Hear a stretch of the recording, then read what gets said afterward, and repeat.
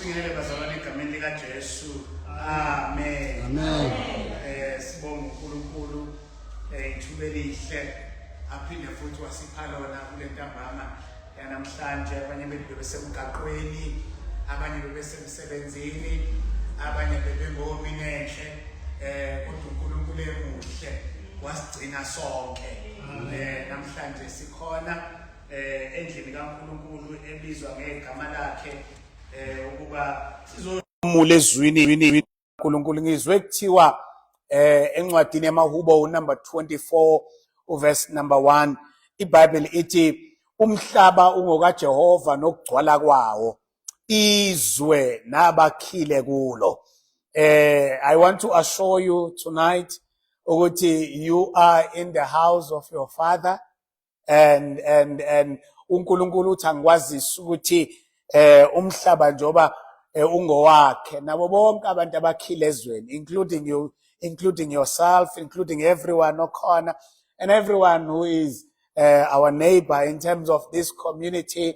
We all belong to this God, and lo Nkulunkulu ngowethu nathi futhi singabakhe egameni lika Jesu waseNazaretha. Amen. Ngaphandle kokuchitha isikhathi siya emabhayibhelini ethu sibuka incwadi ka 2 Kings chapter number 7. 2 Kings chapter number 7. uNkulunkulu namhlanje ebusuku asinikeza yona ukuba sihlomule ezwini lakhe egameni lika Jesu. Chapter number 7, we are starting in verse number 1. We are in the book of 2 Kings egameni lika Jesu. Ifundeka ke ngalolu hlobo shicilelo engifunda kusona iNew King James. Ungalandela eBhayibhelini lakho uNkulunkulu ngesikhathi ebusisa ukufundwa kwezwi lakhe. Amen. Then Elisha said, "Hear the word of the Lord. Thus says the Lord, tomorrow about this time, a seah of fine flour shall be sold for a shekel, and 2 seahs of barley for a shekel at the gate of Samaria." So an officer on whose hand the king leaned answered the man of God and said, "Look, if the Lord would make windows in heaven, could this thing be?" And he said, "In fact, you shall see with your own eyes, but you shall not eat of it." uNkulunkulu abusise ukufundwa kwezwi lakhe egameni lika Jesu. Amen. Asibikele uNkulunkulu ukuthi naku sithinta izinto zakhe egameni lika Jesu. Amen. Baba wethu osezulwini, wena okhona naseyindaweni zonke, sithanda ukukubonga ebusuku ngezwi lakho. Baba onamandla osipha lona, siyakuthandaza egameni lika Jesu ukuba usamukele uma uNkulunkulu othandekayo uzokhuluma nathi ebusuku, ukuba lobu busuku Jehova kwabaningi bethu, if not all of us, kube usuku lakhona we make new decisions about our Creator God, especially ngensindiso asenzele yona entabeni yaseCalvary. Malingcweliswe igama lakho, umbuso wakho mawufike, intando yakho simakade mayenziwe, yenziwe kithi kuleli dokode sikulona njengoba yenziwa ezulwini egameni lika Jesu. Ezulwini ayikho intswelo namhlanje babona amandla onke kulabo abakhona endlini, ubungayixosha nentswelo.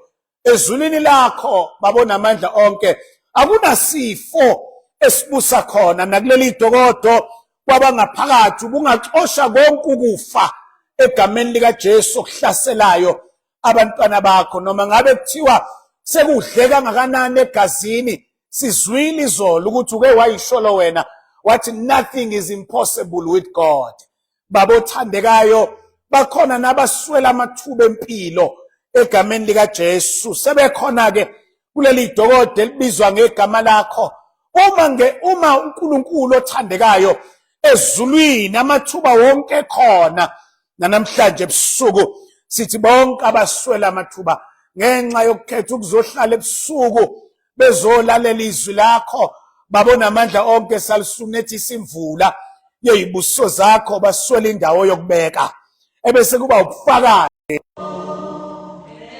Mawenze uhlangana nengozi yemoto inyantisa igazi lapha. The first thing mawungena ekhaya kade uhlangene nengozi yemoto noma ingozi yebhasi noma ingozi yesitimela noma uhlobo luni lwengozi ohlangabezana nalo, the first thing mawungena endlini is to report ukuthi ngithe ngisuka la ngisuka khona ngizofika la ekhaya ngahlangabezana nengozi yemoto. Abasendlini babe sebe noma bekuthiwa iTV iyadlala noma ngabe kuthiwa khona buka ifone mhlambe khona into kade ibuka, but everyone become attentive ukuzwa ukuthi lengozi ekuxoxwa ngayo kwenze njani. Abanye ungakayiqali nendaba usathe nje nginikeza isihloko ingozi yemoto engihlangane nayo, omunye njalo usiyabuza khona manjalo ufa bangaki ngoba hleze bheka abafile egameni lika Jesu. Omunye ngapha usathi usanake lona obuza ukuthi ufe abangaki, omunye ubuza ukuthi ingozi yakhe yemoto noma esitimela noma eyebhasi, usathi usalalele lo ngapha obuza ukuthi ingozi yani.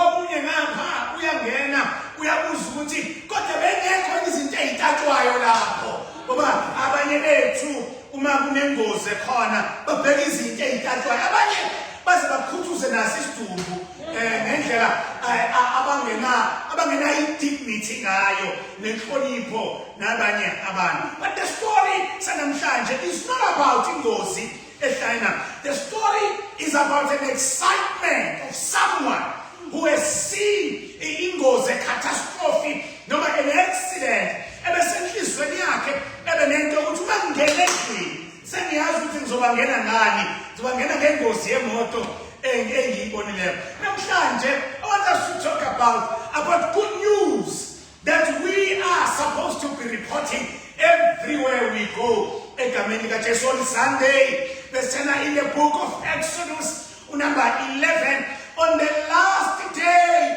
yokuphuma kwabantwana bakwa-Israyeli bephuma bezophuma ezweni lokugqila izwe laseGibhithe. The message was simple: go into all Egypt and report ukuthi namhla okanye kusasa ekuseni aningeni emsebenzini, niyahamba egameni lika Jesu. I want to draw your attention into the message namhlanje engifisa sikhulume ngayo. In the Old Testament and in the New Testament, 66 books of the Bible, 39 of the Old Testament, 27 of the New Testament, and 31,102 amavesi eBhayibheli lonke egameni lika Jesu, 1,189 chapters of the way of izwi likaNkulunkulu esinikezwe lona egameni lika Jesu. All of these scriptures and all of these chapters and all of these 66 books of the Bible, indaba ingensindiso nendaba elungileyo. Amen. Ungaya in the Old Testament, noma uye in the New Testament, the story is one. It is about inkonzo yensindiso kanye nokuripotwa kwendaba elungileyo kulowo sesindisiwe egameni lika Jesu. Lento engikhuluma ngayo into ongakwazi ukuthula nayo egameni lika Jesu, because it burns inside your bones and it is within your fiber and every stream of your veins emzimbeni kugijima insindiso ongakwazi ukuthula nayo egameni lika Jesu. If you are quiet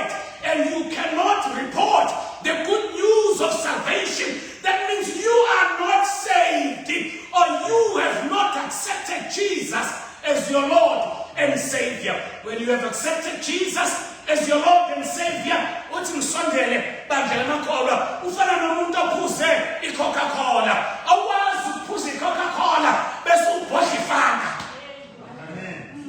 It is impossible ukuthi ungaphuza iCoca-Cola ebese wena ubhodla ifanta. Kanti ngokubhodla bandla lamakholwa, it is automatic to burn. No one plans ukuthi I want to plan to burn now. You do not plan to report the good news. They come naturally because Jesus is in you. Akafihleki uma unoJesu ngaphakathi bandla lamakholwa ufana nomuntu ngizothini banye ukuthi ngisondela ufana umuntu oyisidudlo ufaka impahla encane. Ufana nomuntu bandla lamakholwa owondlekile emzimbeni kodwa sebesekhetha ukugqoka impahla engamlingani, agqoke impahla encane, iy'mbethethe ziyayiphumela, ahambe eyilungisa yonke indlela because iy'nyama ziyayiphumela. uJesu njalo-ke emntwini bandla lamakholwa once amamukela njengenkosi nomsindisi, we cannot keep quiet. These programs eswenzayo kwakuthi how to report the good news, and ufike uthi uma ufika emzi nomuntu lama programs I disgrace to the gospel, because when we accepted Jesus as our Lord and Savior bandla lamakholwa ufana nenhleli, umuntu ohlebayo akaplani bandla lamakholwa na uthi wesehleka wayena ayithusa naye uthi awusene hawu ngakaze ngafaka no uyazi wena amen ngaze ngafaka bandla lamakholwa how I wish egameni likaJesu zikhona inhlelo endlini akelethi amen kakhulu. Hawu uyavuma nani? Yabona ke bandla lamakholwa lalela kuney'ndaba ey'mangalisayo la uma uthi uthanda indaba nazi bandla lamakholwa 66 books of the Bible zigcwele iy'ndaba kusuka encwadini kaGenesis kuze kuyophuma encwadini yesambulo in the book of Revelation. Kunobaba la ngiyangihlebela nje bazo ngiyangihlebela nami ngoba nami ngiyayithanda indaba, ngiyangihlebela bandla lamakholwa. Kunobaba lana owakhe kholwa egameni likaJesu wamene wahalela umfazi womuntu. iBhayibheli uma ngilalele kahle kuthiwa lo baba lona wakhetha ukubulala indoda kalomama ukuze angene lo mama egameni likaJesu. Lo baba wayenesikhundla esikhulu emphakathini. Hamba-ke bazalwane uyofuna leyo nyababo nawe uhambe uyohlebela abantu. But nansi into namhlanje ithi into, if you have Jesus within you, that means you have good news to report. And everyone abanye bakhona bandla lamakholwa baze kuze ukuthi uyabaripotela abantu besesizwile uthi cha bese ngiripotela ngokwami ngiyabona ukuthi ngizwile kodwa ke nilaleleke manje ngokwami ke ngiripote ngokwami egameni. In the book of John chapter number 4 it's owesifazane waseSamaria owayesekhona ndodeni ayisithupha egameni likaJesu eyokha amanzi emfuleni at the well wahlangana nomthondoshindu limbalazi luphuto omdala isilanda sikaMaria egameni likaJesu. Ithi iBhayibheli uJesu wayeyindoda ka number 7 kulo mama ayehlangane nayo empilweni yakhe. Ithi iBhayibheli uma bexoxa noJesu esethola lo mama ukuthi this is not just a mere man but this is God in the Jewish boy egameni likaJesu. Ithi iBhayibheli wasuka lapho waphikisa imbiza yakhe amanzi amele impilo, which means no mama walahla impilo yakhe esandleni ey'nyaweni zikaJesu wagijima esephethe impilo kaJesu ngomzimba wakhe. Ithi iBhayibheli engcwele wangena umuzi nomuzi wasekusele nje ukuthi atshele intsha ayihlangana nawo ukuthi ngimbonile omtshele konke, ngimbonile omtshele konke. Why are you quiet? Kanti yini le wena oyibonile lona ehlukile kunebonwe ilo mama? Lalela iBhayibheli ithini? Ithi iBhayibheli engcwele eminye imizwa wayesemphinda okwesibili babe sebemtshela bathi besibusudlulile la ungadlula nabanye besesizwile abanye. iBhayibheli ithi wathi webamisa bathi sesibuya khona uqale ngathi usitshela ukuthi umbonile okutshela konke nathi sesibuya khona into ebuhlungu ngathi manje labakholwa sinabantu abazwile kodwa abangabonanga. I-problem sizwile kodwa asibonanga egameni likaJesu. Nansi indaba ithi kwaba khona indlala ezweni lakwa-Israyeli. Le ndlala yayisezweni lakwa-Israyeli, ikhozi yayo yayenziwa ukuthi isizwe saseSiriya sasuka eSiriya sazonqoba isizwe sikaSirayeli. Uyabona-ke in the olden days kwakukhona lento ebizwa kuthiwa umagwinyagwinyana wezizwe. In the olden days kwakungamzuma umuntu omqonda ngqo, yabo siyabazi lawo bantu angithi leyo tribe leyo eqala ngozethe abamzuma umuntu bamqonda nje ngqo.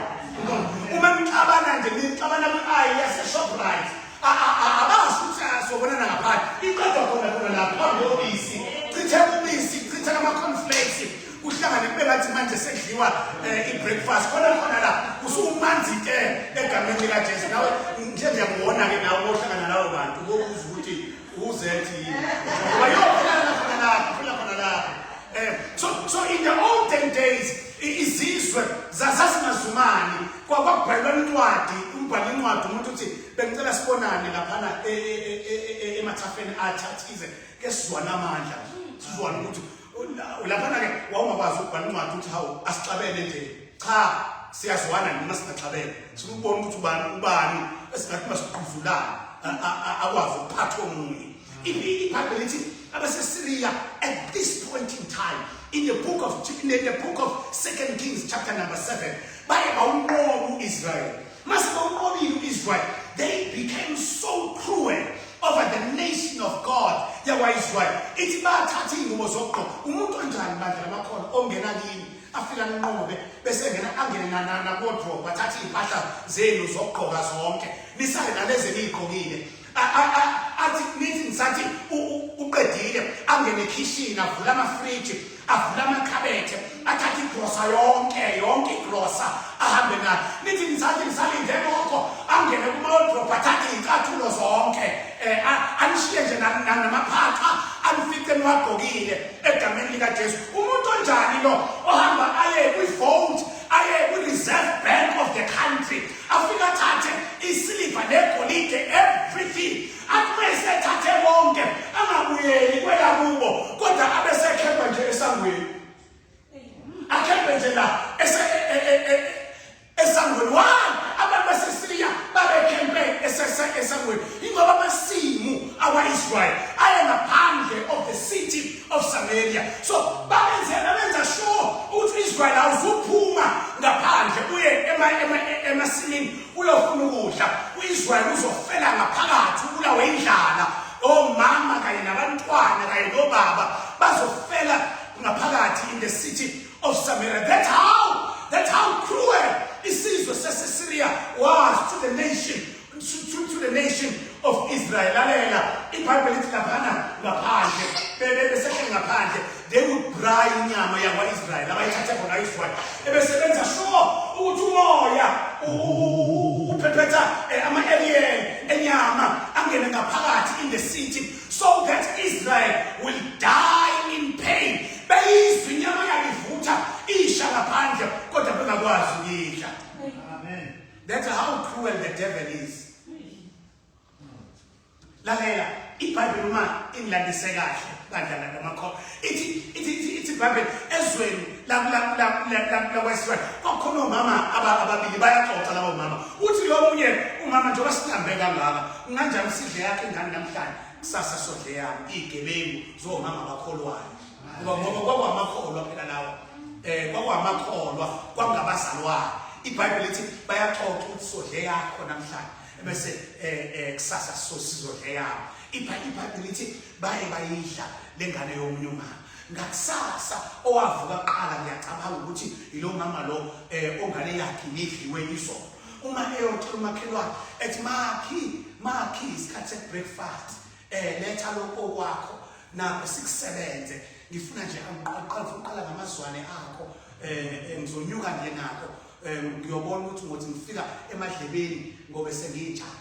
iBhayibheli lithi uma efika lo mama uyafika lo mama ingane yakhe useyifihliwe.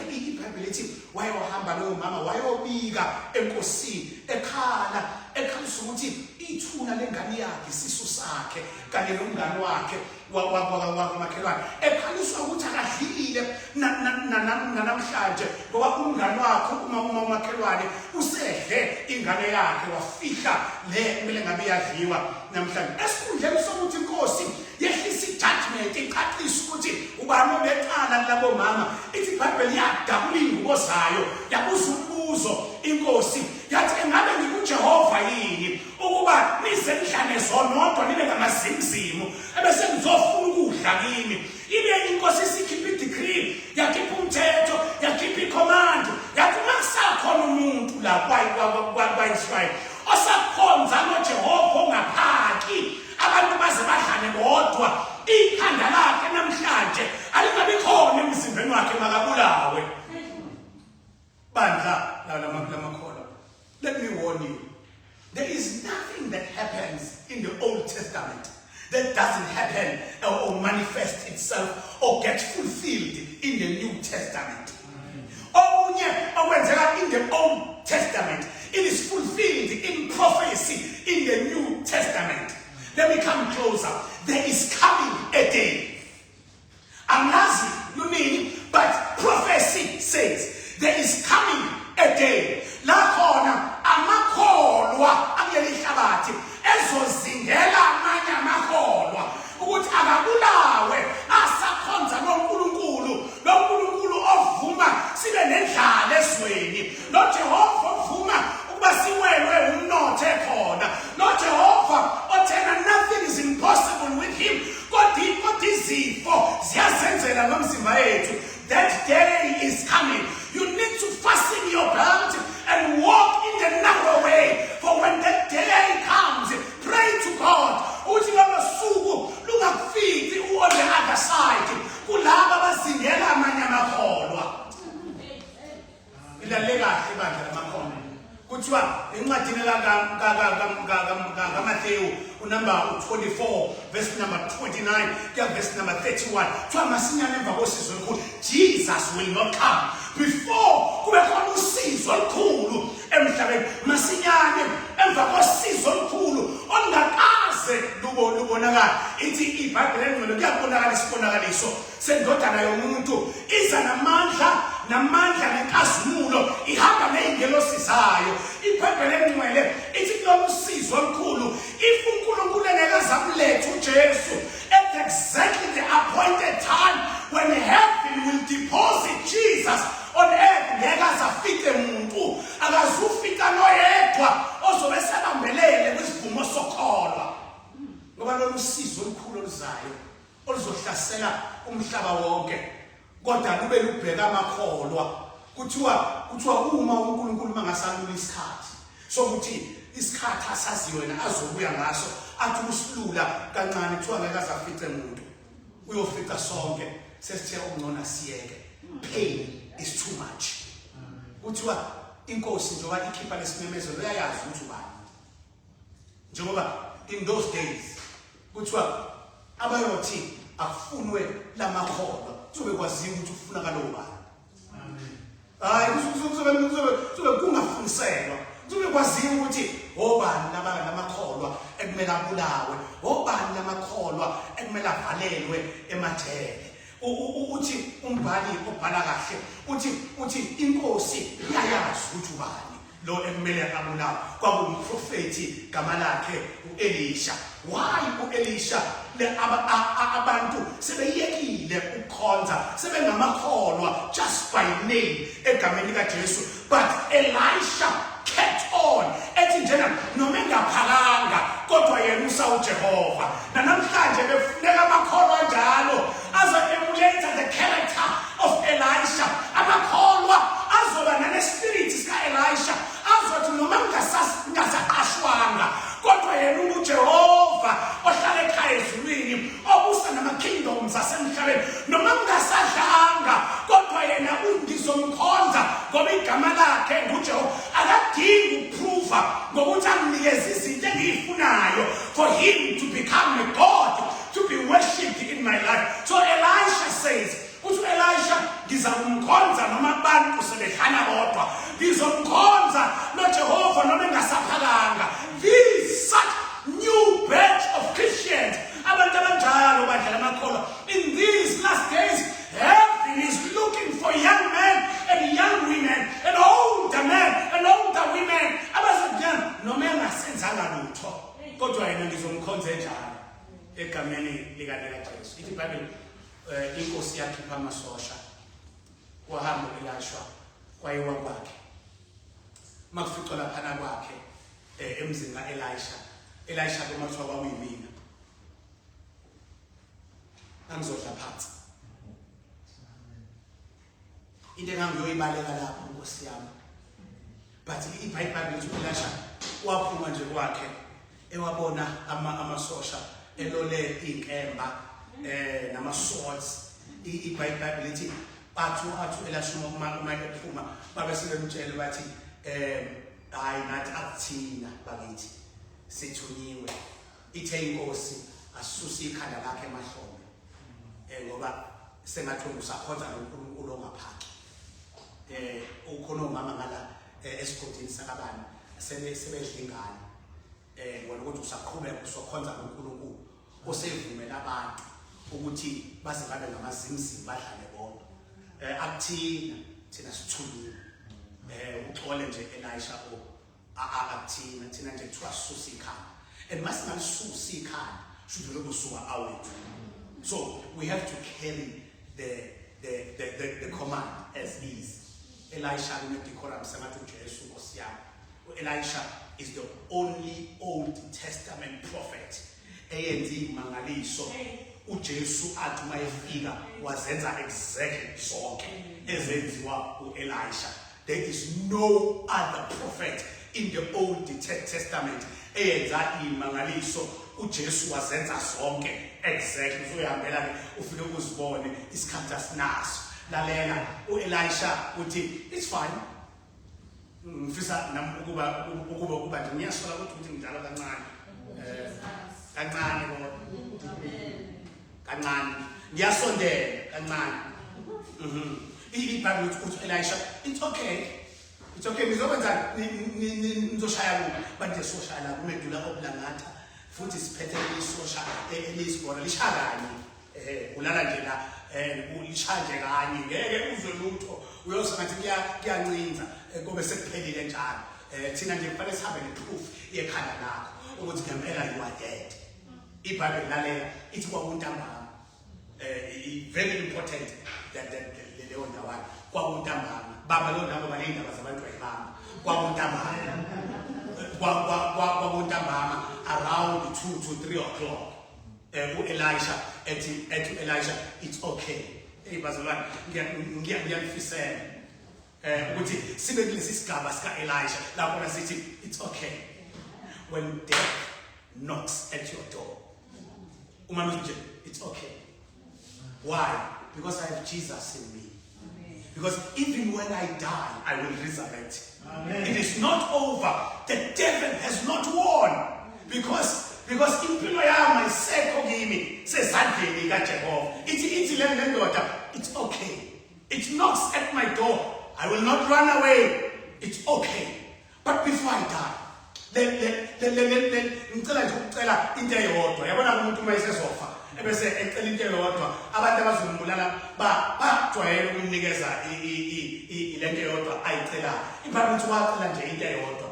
Bambuza yini ke lokho icela usheshisa Elisha liyafuneka ikhanda le sheshisa yini le oyicela wathi ngicela ukushumayela nje ukushiswa kaNkulunkulu libe lini ebese ngiyafa. Phela ngeke ngikwazi ukufa nalento. It is burning inside me and ayizuyisebenzela uma sengifile. Lento engiyiphethe uNkulunkulu ekumele ngiyidlulisele kunina ayizungisebenzele uma kwenzeka ngifa. Ngcono ayisale ebese mina ngiyafe egameni kaJesu. You know why we preach? It is because we know that someday we will die. You know why we are here ebusuku. It is because someday we know that we will die and we cannot do a disgrace and die with the word of God in us. You know why? We shout and scream our lungs out and preach the word of God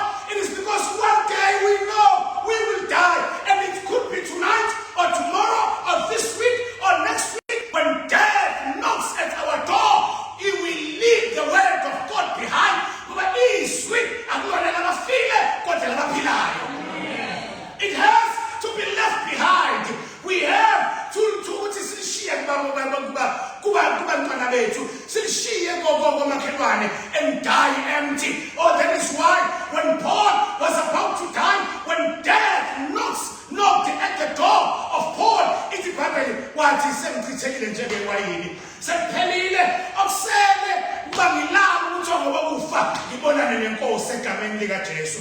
Uthi ukufa kimina kwinzuzo bandla lamakholwa, kwinzuzo ngiyazuza ngoba sengizolala manje ngidlule ehluphekeni engade kuhlupheka, ngishumayela ivangeli abantu bengaphenduki, ngilale ngingokhathazekile. Uthi sengichithekile njengewayini, don't die with the word. Uthi Elisha change ibemfishane semonette ngoba siyaphuthuma ngiyamcabanga no Elisha. Uthi no, uzoba nje zikhinde ezihlaza ngizothi nje kancane. Ithi iBhayibheli wabe sema-ke kwi-podium eyayiphakeme, amasosha aba sendaweni engathi isezansi, wabe seqala-ke i-introduction yenkonzo yakhe ku-chapter 7 uverse number 1. Amen. Nansi introduction aqala uthi umbhali, then Elisha said, inkinga mazone yini? Balambile. Inkinga umnotho uwile ngoba abantu baseSyria bathathe everything. Inkinga yini? Joblessness, akusetshenzwa ngoba amasango avaliwe, no one goes to work. Inkinga yini? Bayagula, baguliswa malnutrition, izifo ziyazenzela ngabo ngathi thina nje la endlini. But lalela izwi uElisha alisho. iBhayibheli ithi, then Elisha said, hear the word of the Lord. He doesn't address the joblessness. He doesn't address izifo ezibadlayo. Izwi does not address isimo sokuwa komnotho wakwa-Israyeli. Isimo uElisha izwi kaNkulunkulu eliphethe does not address the fact that ingane isaya esikoleni izibulawa indlala ngoba ne-nutrition yesikole ivaliwe. He does not address those things. Those things, bandla lamakholwa, are secondary. He addresses the primary thing that caused ukuthi bekhona ama-diseases. He addresses inkinga eyenza ukuthi uNkulunkulu avumele abaseSyria benze wonke lo monakalo. He addresses inkinga beyond the joblessness that caused the joblessness. He addresses inkinga bandla lamakholwa. Uthi Elisha, then Elisha said, hear the word of the Lord. How? Okushuthi le joblessness ikhozwe ukuthi izwi likaNkulunkulu bayaya enkonzweni mhlambe kodwa bayalizwa kodwa futhi manje angathi baphila ngathi abalizwanga bandla lamakholwa. Lalela uthi Elisha, hear the word of the Lord. Okushuthi inkinga yezifo eyibadlayo kubaleka izwi qala. Izwi uma libaleka izwi kwavuleka impophoma yezifo. Uma kubaleka izwi likaNkulunkulu esweni bandla lamakholwa kubaleka ngisho umnotho, kubaleka imali, kubaleka everything ngoba yonke into emhlabeni kaJehova, yonke into ihlonipha ilandela izwi likaNkulunkulu. When you have the word of God in you, things follow you. Good people follow you. Every good gift that comes from the Lord follow you. Because inside of you, unezwi likaNkulunkulu egameni likaJesu. Hear the word of the Lord. Amen. Thus says the Lord. Lalela, short. Tomorrow this time. Tomorrow this time. Not next week. Tomorrow this time. Mina ngizobe sengifile ngoba nizongibulala namhlanje. Kodwa ngifuna nazi ukuthi ngalishizwi. Tomorrow this time, a seah of fine flour will be sold at the marketplace of Samaria for 1 rand. Amen. 10 kg of flour at the marketplace of Samaria will be 1 rand. Let me come closer to you. Go back. Namaseya nawo ayadida. Uthi Elisha, tomorrow this time, in each and every home, there will be chicken in the pot. Amen. Not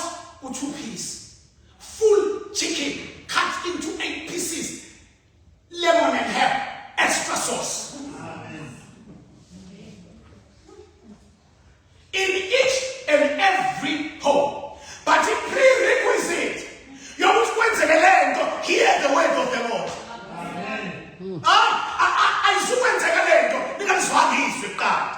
Inkinga namhlanje onayo i-joblessness. Inkinga onayo namhlanje mhlawumbe ukugula okusemzimbeni. Don't worry.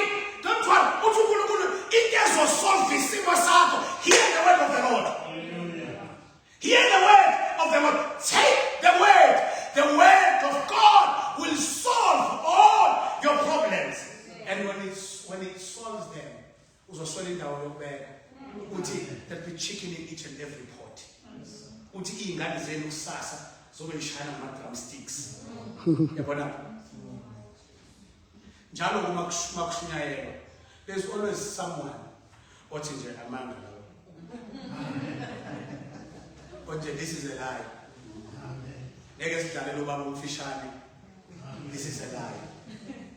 Na audience ka Elisha kwakhona indoda eyodwa. Ayifanike nawe leyo ndoda inesibindi kunawe. Wena uthi nginamanga uhleli uhobile sigeleni. Uyabona la aya kwi-audience ka Elisha kwakhona indoda enesibindi. Eyabona yaphamisa isandla esejuluku Elisha ephakama. Ethi hear the word of the Lord. Thus says the Lord, tomorrow, this time, ngiyobe ngibusa sengasekho sengifile. Into engizoyibusa la, but into engicela niyazi. Into ekumele niyenze ukuze nihle nonke the city of Samaria. Hear the word of the Lord first. Okusuthi lama sosha lawa kuzowehla isibusiso sika-Israyeli ngenxa yalama sosha la. The whole Israel, the whole nation of Israel izoba nesibusiso sokuthi everyone tomorrow this time will experience the blessings of God in galore because la bakholiwe ezwini likaNkulunkulu. Bandla namakholo namhlanje ebusuku uNkulunkulu ufuna abakholiwe. Ufuna abakholiwe.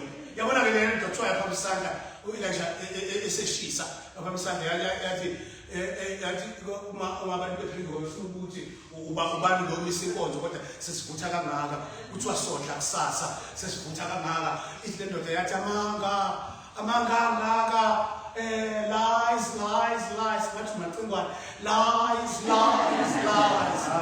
yathi lies. Even if the windows of heaven were to be opened, lendlala esikuyona ngeke ibusiso zezulu ikwazi ukuyiqeda in 24 hours. Maybe give it time, Elisha. There is no way. You are a liar, Elisha. And there are people like that man, even in this very audience, and those who are following us online. About the liar, lies. There are people. There are people in each and every audience where izwi kaNkulunkulu likhulunyiswa khona. Abathi njena yabona le soze yenze 24 hours. Othi ngisusondele eduze. Uthi uElisha, if he was living in our time, uthi uElisha iRand lasemzansi neAfrika in 24 hours lizobe lilingana ne-British pound. Amen. Ngifuna ubone ukuthi awukholwa kangakanani. Ngifuna ubone ukuthi ushoda kangakanani. If uNkulunkulu namhlanje ube ngathi la kuleli ntokodo and to everyone who's following us online, at tomorrow this time 8 p.m. tomorrow iRand izobe lilingana ngokwesisindo ne-British pound. Bangaka abebengakholwa. Ngenzela nje ukuthi ungazi ukuthi baba umubi nawe. Lo baba uyi-representation yakho. That's how ugly you are. That's how moving you are. That's how faithless in the things of God you are. Bandla lamakholwa sigcwele izindlu kodwa sikholelwa ezwini. Siyeza enkonzweni siyafuna lo Jesu. Kodwa mayesakhuluma, it is difficult of us to believe what he prophet tomorrow.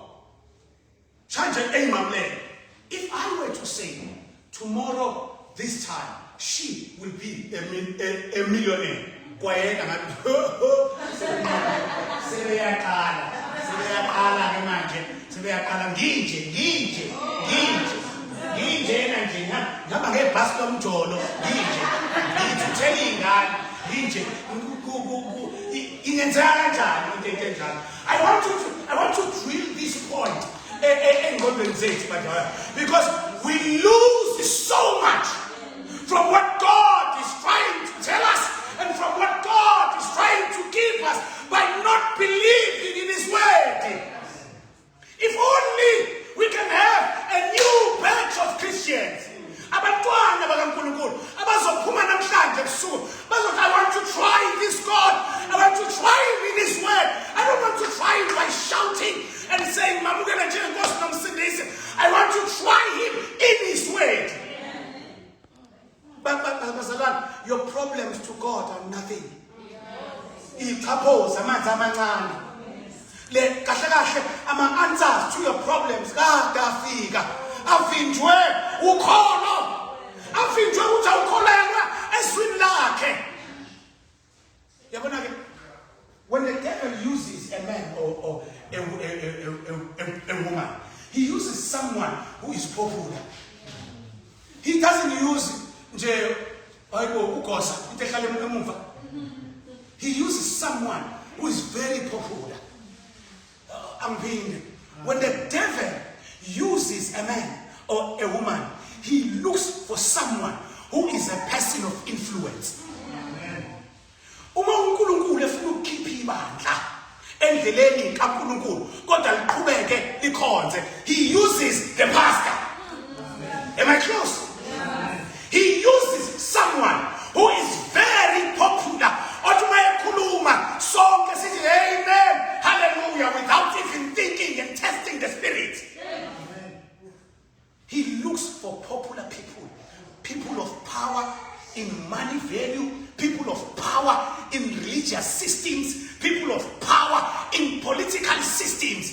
The devil uses abantu who are powerful and who are influential.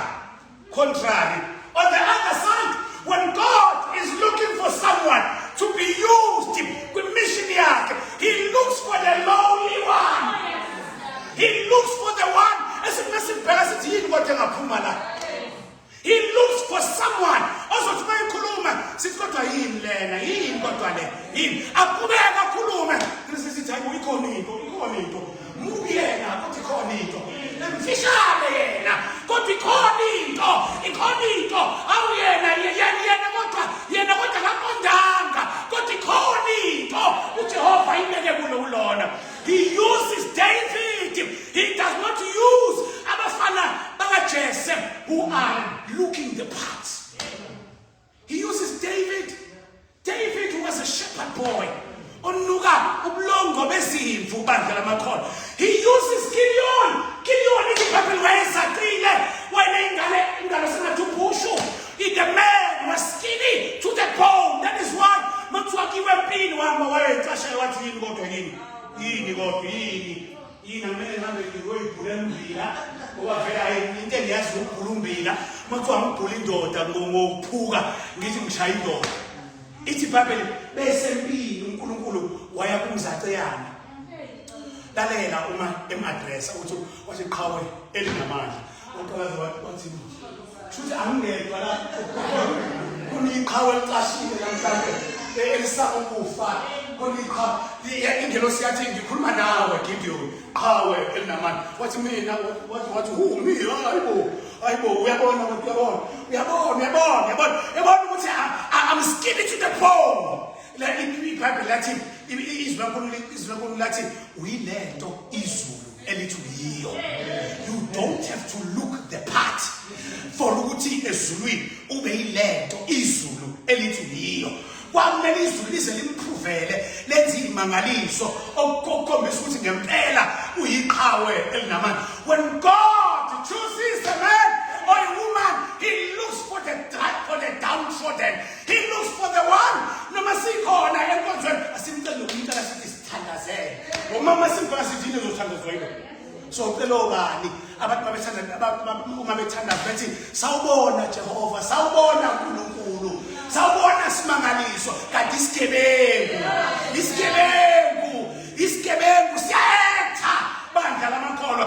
God looks for a man or a woman who is lowly, a woman or a man who is looked down upon and downtrodden. Egameni lika Jesu. When the devil moves the church from the ways of God, the devil uses a pastor, uses a bishop, uses an elder, for he knows which when this one speaks, everyone listens. But this one, if I use him, that is why there are so many churches. That is why each and every day there's a man of God to start a church. That is why each and every day there's somebody who calls himself an apostle. That is why every day you hear somebody at I'm a prophetess. No matter I am a prophet, a prophet and Hebrew. But in the word of God, there is no prophet who owns the church. And in the word of God, prophets were hated. This one, of the last days, by a time, why? Because they speak according to the itchiness of our ears. For us to give them money and power.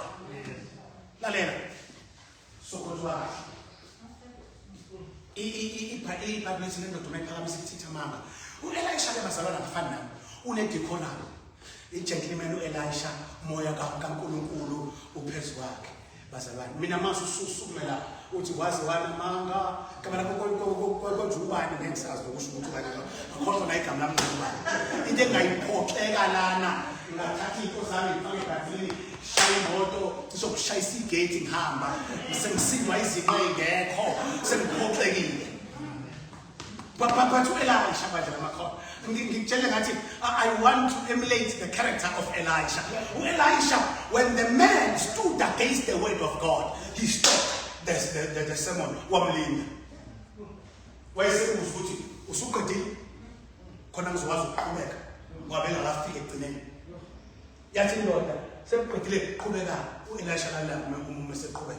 Elisha, whoever does not believe in the word that has just been spoken this afternoon, we'll see what will be happening tomorrow. We'll see children, drumsticks. We'll see the cut into 8 pieces, extra sauce, lemon and herb. We'll see the blessings of God over the nation of Israel, but they will not be partakers. I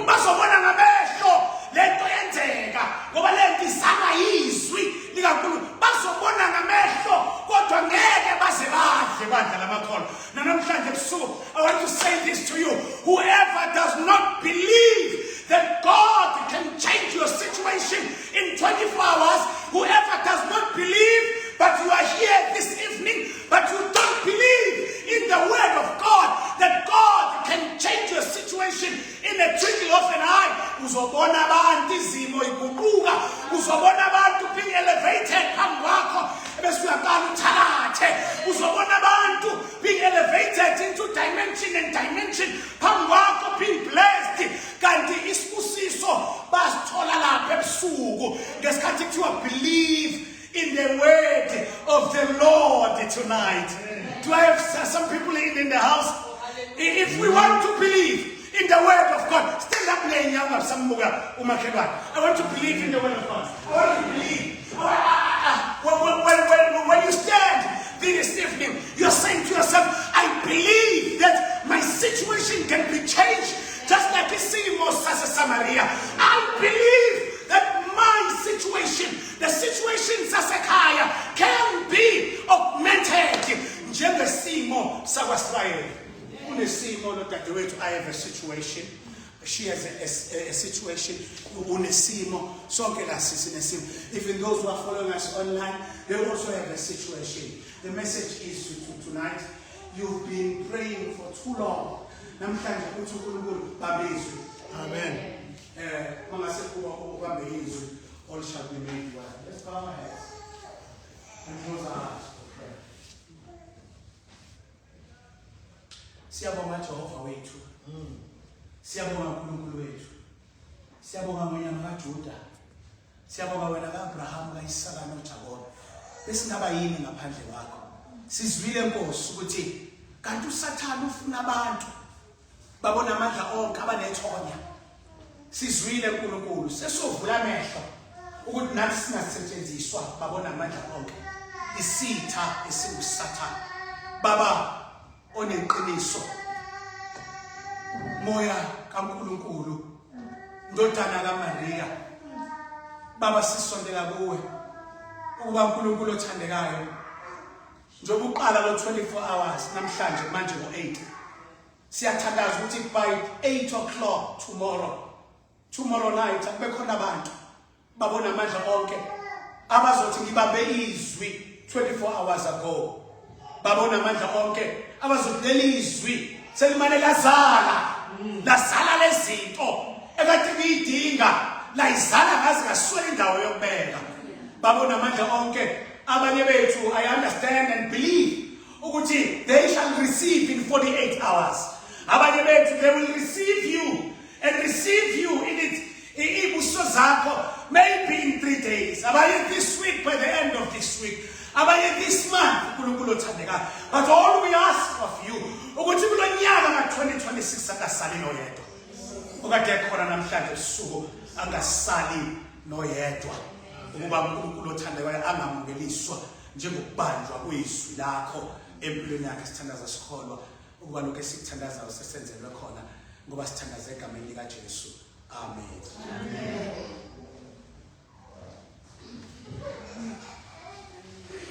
Kunelikwa yedu nelikwa zikezi siswe ngabezu nelikwa ongo singife sa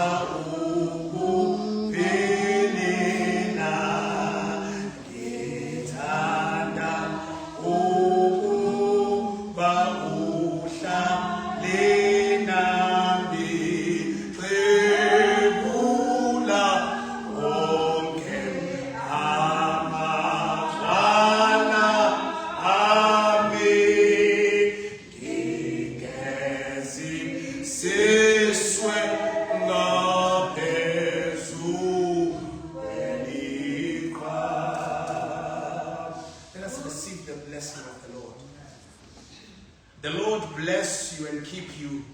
The Lord make his face shine upon you and be gracious to you. The Lord turn his face towards you and give you peace. In the name of Jesus, amen. Amen.